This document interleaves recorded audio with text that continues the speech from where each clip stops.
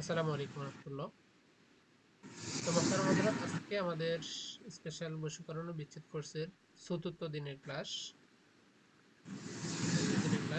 আজকে আমরা সর্বপ্রথম যে বিষয় নিয়ে আলোচনা করব সেটা হলো নাম দিয়ে 7 দিনে বশীকরণ। আপনারা স্ক্রিনে দেখতে পাচ্ছেন নাম দিয়ে 7 দিনে বশীকরণ। এই কাজটা করার নিয়ম, কাজটা করতে হলে আপনাদের সর্বপ্রথম উজু করে পাক পরিষ্কার হয়ে বসবেন।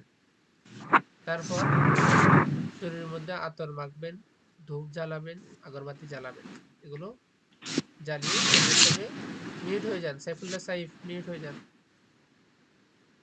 এগুলো পরিষ্কার এগুলো জ্বালিয়ে নিজের জায়গাটাকে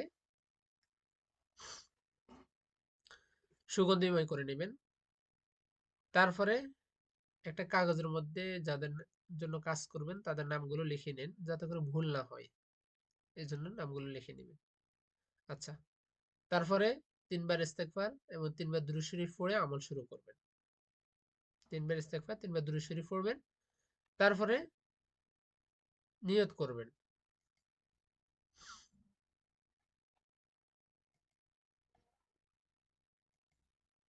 আচ্ছা, তারপরে কি করবেন? নিয়ত করবেন।